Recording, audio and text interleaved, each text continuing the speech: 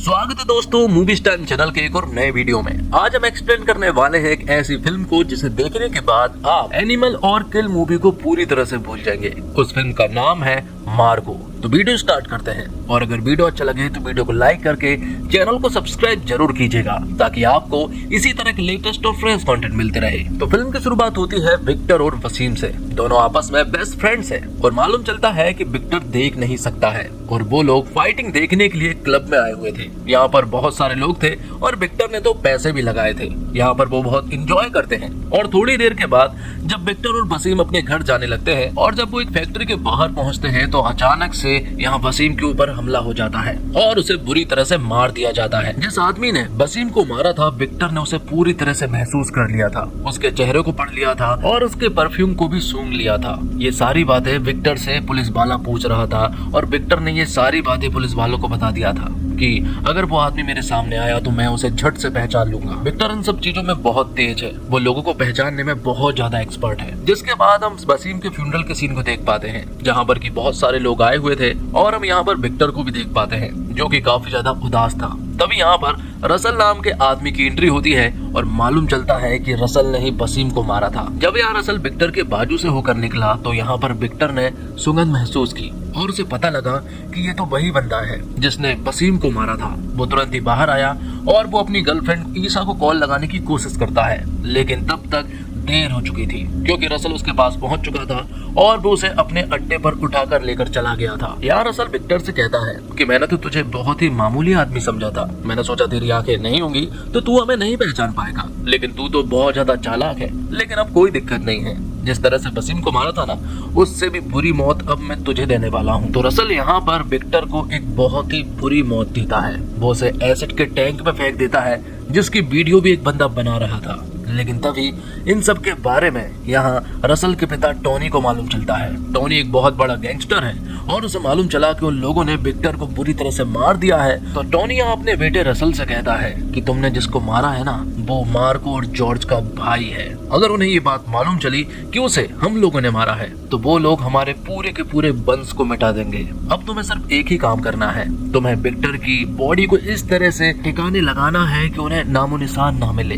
लेकिन यहाँ पर पुलिस को विक्टर की बॉडी मिल जाती है जिसे पूरी तरह से एसिड में जला तो दिया गया था, लेकिन उसका एक छोटा सा पार्ट बच गया था जो कि पुलिस को पता लग जाता है। जब उसका पोस्टमार्टम और फॉरेंसिक वालों के पास उसकी बॉडी भेजी जाती है तो मालूम चलता है कि उस आदमी को एसिड से जलाकर मारा गया है और उसकी पहचान भी हो चुकी थी जिसका नाम विक्टर है। और विक्टर के बड़े भाई जॉर्ज को जब ये बात मालूम चली तो उन्हें तो एक सदमा सा लग चुका था। यहाँ में मालूम चलता है कि जॉर्ज टोनी से भी बड़ा गैंगस्टर है, टोनी तो उसके नीचे ही काम करता है। जॉर्ज का एक भाई और है जिसका नाम मार्को है, लेकिन मार्को को अभी वो ये सारी बातें नहीं बताना चाहता है। जॉर्ज और मार्को को मिलाकर वो 4 भाई बहन है। उनकी एक बहन है जिसका नाम नैन्सी है और नैन्सी और जॉर्ज की शादी भी हो चुकी है जिनके कुछ बच्चे भी है जो की आपस में बात कर रहे थे मार्को अंकल के बारे में कि मार्को अंकल बहुत ही ज्यादा खतरनाक है। अगर उन्हें इन सब के बारे में मालूम चला ना तो वो हमेशा की तरह सभी को मार डालेंगे क्योंकि वो एक मॉन्स्टर है। अब एक फ्लैशबैक का सीन दिखाया जाता है जहाँ एक गुंडा जॉर्ज के पास कॉल करता है और उससे कहता है कि तुम्हारा भाई किडनैप कर लिया गया है, अगर 4 करोड़ रुपए लेकर तुम आ जाते हो तो हम तुम्हारे भाई को छोड़ देंगे।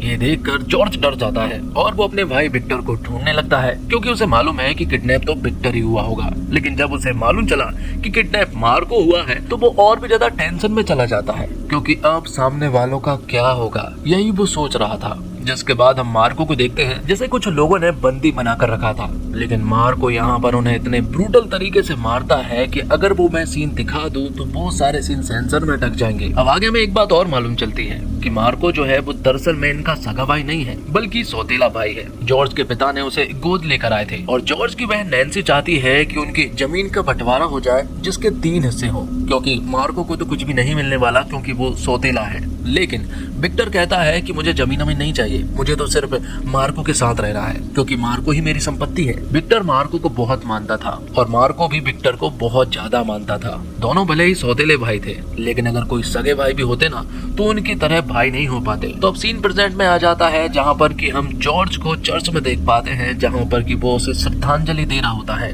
यहाँ पर टोनी और रसल भी आए हुए थे और फिर थोड़ी देर के बाद ही एंट्री होती है मार्को की। मार्को यहाँ पर पहुंचा और डायरेक्ट वो बोलने लगा कि वो अपने भाई विक्टर का बदला लेकर जरूर रहेगा। जिसने भी उसे मारा है मैं उसे जान से मार दूंगा। जॉर्ज यहाँ मार्को को समझाने की कोशिश करता है कि हमें थोड़े ठंडे दिमाग से काम लेना होगा। ये काम किसने किया हमें नहीं मालूम है और अभी तक ये भी नहीं पता चल पाया है कि उसे किस तरह से मारा गया है। ये भी हो सकता है कि उसका एक्सीडेंट हुआ हो। जिसके बाद मार्को अपने भाई विक्टर की यादों को याद करने लगता है जब वो दोनों साथ में रहा करते थे और बहुत ज्यादा खुश रहा करते थे। यहाँ विक्टर मार्को के साथ ही सबसे ज्यादा खुश रहा करता था और मार्को भी उसी के साथ। मार्को की एक गर्लफ्रेंड भी थी और तो वहीं विक्टर की भी एक गर्लफ्रेंड थी जो कि अभी भी उसी से प्यार करती है। भले ही वो अंधा था लेकिन ईसा विक्टर से बहुत ज्यादा प्यार अभी भी करती है। जिसके बाद जॉर्ज एक मीटिंग करता है। इस मीटिंग में टोनी, रसल और बाकी सारे गुंडे भी आए हुए थे। उन्हें ये डिसाइड करना था कि अब आगे क्या करना है। टोनी कहता है कि हमें सब कुछ भूल भाल कर आगे काम करना चाहिए क्योंकि अगर हम इसी में लगे रहे तो हमारा धंधा मंदा हो सकता है। लेकिन तभी यहाँ पर मार्को आता है और वो कहता है कि हमारे भाई की जान गई है और हम उसका बदला लेकर जरूर रहेंगे, चाहे जो भी हो जाए। धंधा कितना भी मंदा होता रहे लेकिन बदला तो बदला होता है। जिसके बाद हम इंस्पेक्टर सत्यम को देखते हैं जो कि विक्टर की मर्डर मिस्ट्री को इन्वेस्टिगेशन कर रहा था कि आखिर उसे किसने मारा होगा। वो उस फैक्ट्री के बाहर जाकर भी पता करता है लेकिन कुछ भी नहीं पता चलता है। तो भाई टोनी को एक बात बहुत अच्छे से समझ आ चुकी थी कि जॉर्ज और मार्को इस तरह से तो नहीं बैठने वाले। वो किसी भी हद तक जा सकते हैं अपना भाई का बदला लेने के लिए और वो ये पता कर रहेंगे कि आखिर विक्टर को मारा किसने था। टोनी को जॉर्ज के बारे में भी मालूम है कि जब उसे किसी के ऊपर शक होता है ना तो वो दो बार नहीं सोचता बल्कि वो उन्हें जान से मार देता है। अब एक दिन इंस्पेक्टर सत्यम मार्को से मिलने के लिए आता है और यहाँ इंस्पेक्टर सत्यम यहाँ मार्को को सब कुछ बता देता है कि विक्टर को किस तरह से मारा गया है। जब वो उसे बताता है कि विक्टर को एसिड से जलाकर मारा गया है तो ये देखने के बाद मार्को का दिमाग पूरी तरह से खराब हो जाता है। अब उसे विक्टर के कातिल के बारे में पता करना है। तो वहीं दूसरी तरफ हम देखते हैं कि जॉर्ज का बहुत सारा सोना विदेश से आने वाला था जो कि एक पोर्ट पर आने वाला था, लेकिन टोनी के हाथ में बहुत कुछ था। उसने वहाँ कैप्टन से बात कर ली और सारे सोने को अपने पास रख लिया और वहाँ जॉर्ज को बता दिया कि उसका पूरा सोना पकड़ा गया है। ये सुनकर जॉर्ज का भी दिमाग खराब हो जाता है। उसे समझ नहीं आ रहा था कि अगर कैप्टन से हमारी बात है तो फिर सोना पकड़ा कैसे जा सकता है। जॉर्ज को भी धीरे धीरे कुछ चीजें समझ में आ रही थी कि कोई अंदर का ही आदमी है जो कि मिला हुआ है। ये चीज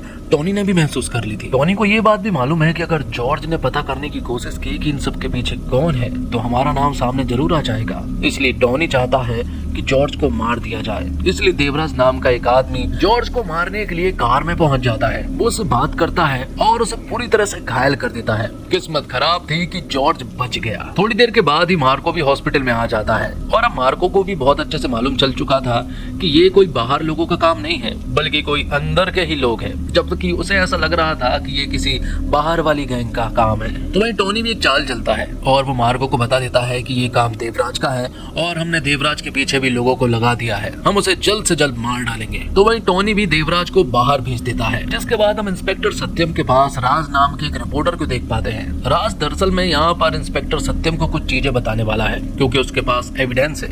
उसके पास फैक्ट्री की वो क्लिप है जब यहाँ वसीम को मारा गया था। उस क्लिप में क्लियर दिखाया गया था कि रसल ने ही वसीम को मारा था और वहीं पर विक्टर भी मौजूद था। ये क्लिप तुरंत ही इंस्पेक्टर सत्यम डीसीपी को बताने के लिए जाता है, लेकिन डीसीपी तो खुद टोनी के साथ मिला हुआ है। वो सब कुछ टोनी को बता देता है और उस क्लिप को भी अपने पास रख लेता है। तो जब टोनी को ये बात मालूम चली तो टोनी फिर से सबूत मिटाने में लग जाता है। वो रिपोर्टर राज को जान से मरवा देता है। लेकिन आगे हमें मालूम चलता है कि इंस्पेक्टर सत्यम ने एक क्लिप अपने पास भी रख ली थी। वो क्लिप वो जाकर जॉर्ज को बता देता है। जॉर्ज को जब ये बात मालूम चली तो वो समझ गया था कि इन सब के पीछे टोनी का हाथ है और अब वो जल्द से जल्द मार्को को बताना चाहता है और उसे सतर्क करना चाहता है। तो वहीं हम मार्को को देखते हैं जो कि देवराज को ढूंढने के लिए जा रहे थे और उसके साथ रसल भी मौजूद था। जॉर्ज तुरंत ही मार्को के पास कॉल करता है, लेकिन तब तक थोड़ी देर हो चुकी थी। रसल ने यहाँ पर मार्को को पकड़ लिया था और वो उसे बेरहमी से मारने लगे थे। वो उसे एक जंगल में ले जाते हैं और वहाँ उसके दोस्त और मार्को को बुरी तरह से मारना स्टार्ट कर देते हैं। यहाँ ऐसा लग रहा था जैसे मार्को को भी ये लोग मार डालेंगे, लेकिन ऐसा नहीं हुआ क्योंकि जब मार्को को मालूम चला कि रसल ने ही विक्टर को मारा है और जिस तरह से मारा गया है वो सुनकर मार्को को गुस्सा आ जाता है और वो लोगों को चुन चुन कर इतने बुरी तरीके से मारता है कि कोई देख ले तो वो तो पूरी तरह से हैरान रह जाए। आखिर में मार्को का गुस्सा भी पूरी तरह से ठंडा नहीं हुआ था क्योंकि उसने रसल को नहीं मारा था। जब वो रसल को मारने के लिए उसके पास जाता है तभी रसल यहाँ पर उसके पिता टोनी से बात कर पाता है और वो उसे बताता है कि विक्टर की गर्लफ्रेंड ईसा उनके कब्जे में है जो कि प्रेग्नेंट है तो अगर तुम मुझे मारोगे तो वहाँ 2 लोगों की जान जाएगी। ये देखकर यहाँ पर मार्को रुक जाता है, लेकिन मार्को अभी भी शांत नहीं बैठने वाला था। वो तुरंत ही देवराज के पास जाता है। उसने उसे किडनैप कर लिया था। वो उसे एक टैंकर में बंद कर देता है और वहाँ बहुत सारे बॉम्ब लगा देता है। वो उससे पूछता है कि आखिर ईसा कहाँ पर है। अगर वो उसे पता बता देगा तो मैं उसे छोड़ दूंगा। यहाँ पर देवराज ने उसे पता बता दिया, लेकिन मार्को ने देवराज के चीथड़े उड़ा दिए थे। तो देवराज ने जिस पते के बारे में बताया है वो दरअसल में टोनी का अड्डा है और वहाँ पर बहुत सारे गैंगस्टर हैं। लेकिन फिर भी मार्को यहाँ पर ज्यादा अपना दिमाग नहीं लगाता। वो तो वहाँ पहुँच चुका था। मार्को वहाँ देखता है कि सचमुच ही यहाँ पर तो बहुत सारे गुंडे लोग हैं। लेकिन मार्को यहाँ उनके ऊपर टूट पड़ता है और उन्हें यहाँ पर बुरी तरह से मारने लगता है। वो लोग बहुत सारे थे, लेकिन फिर भी मार्को ने सबको मार गिराया था। आखिर में सभी को मारने के बाद वो छत पर पहुंचा। वहाँ पर एक लड़की जरूर थी, लेकिन वो ईसा नहीं थी। यहीं पर टोनी भी मौजूद था। टोनी मार्को से कहता है कि मुझे बहुत अच्छे से मालूम था कि तू यहाँ पर जरूर आएगा, लेकिन मैं इतना पागल थोड़ी ना हूँ कि ईसा को अपने पास रखूंगा। टोनी कहता है कि अगर तुम्हें ईसा चाहिए तो बदले में 40 करोड़ रुपए देने होंगे और वो भी मेरे बेटे रसल को देना होगा। मार्को तुरंत ही रसल के पास एक सूटकेस लेकर पहुंच जाता है। यहाँ रसल को ऐसा लगा था कि मार्को यहाँ पैसे देने के लिए आया है, लेकिन सूटकेस में तो दरअसल में टोनी का हाथ होता है। ये देखकर रसल तो पूरी तरह से हैरान रह चुका था। फ्लैशबैक के सीन में बताया जाता है कि जब हाल ही में यहाँ पर मार्को टोनी से मिला था तो वहाँ उसने पैसों की बात की थी, लेकिन मार्को ने वहाँ उसका ही हाथ काट दिया था। तो अब मार्को यहाँ रसल से कहता है कि अब तुझे तेरा बाप जिंदा चाहिए तो तू ईसा को छोड़ दे, मैं तुझे तेरे बाप का पता बता दूंगा। तो यहाँ थोड़ी देर के बाद ही रसल ईसा को छोड़ देता है, जो कि एकदम सही सलामत थी। उसे कुछ भी नहीं हुआ था। बाद में यहाँ मार्को ने टोनी का पता बता दिया था, जो कि बहुत ही बुरी हालत में था। वो एक छोटे से कमरे में था और उसके ऊपर एक एसिड का टैंकर भी टंगा हुआ था। अगर उसे हिलाने की कोशिश भी की ना तो उसके चीथड़े बिगड़ जाएंगे। लेकिन यहीं पर कुछ बॉम्ब भी लगे हुए थे।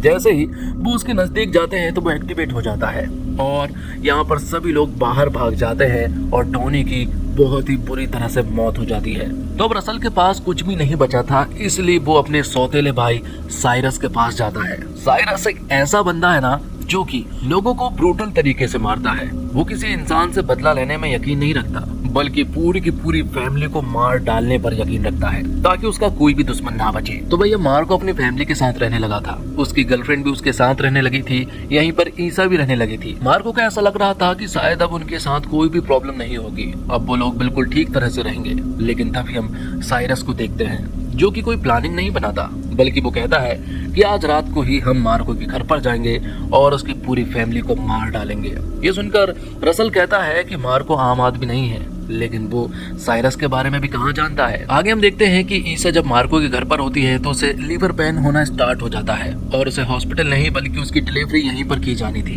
क्योंकि जॉर्ज नहीं चाहता है कि हम उसे हॉस्पिटल लेकर जाए क्योंकि खतरा बहुत है। लेकिन तभी उनके घर का पावर कट हो जाता है और यहाँ जॉर्ज को समझ आ चुका था कि साइरस जरूर उनके ऊपर अटैक करने वाला है। बहुत सारे लोग उनके अंदर घुस जाते हैं और फायरिंग करना स्टार्ट कर देते हैं, जिसके बाद हम देखते हैं मार्को को, जो कि साइरस का इंतजार कर रहा था। थोड़ी देर के बाद यहाँ पर साइरस भी घुस जाता है उसके लोगों के साथ और वो पूरे घर में तबाही मचाना स्टार्ट कर देते हैं। जॉर्ज की फैमिली में जितने भी लोग हैं, यहाँ तक कि बच्चों तक को साइरस ने मार डाला था। साइरस ने मार्को की फैमिली के हर एक मेंबर को मार डाला था और उन्हें इस तरह से मारा था कि अगर आप वो सीन देख ले तो जरूर आपको उल्टी हो जाएगी। इसे देखकर पता लगाया जा सकता है कि साइरस कितना खूंखार विलन है। लेकिन उन्होंने एक गलती कर दी थी, क्योंकि उन्होंने यहाँ पर मार्को को छोड़ दिया था और अब मार्को कुछ ही देर के बाद पूरी तरह से तैयार हो जाता है अपनी फैमिली का बदला लेने के लिए। साइरस ने मार्को को इसलिए छोड़ा था क्योंकि वो उसे दर्द महसूस करवाना चाहता था कि फैमिली का मरने का दुख क्या होता है।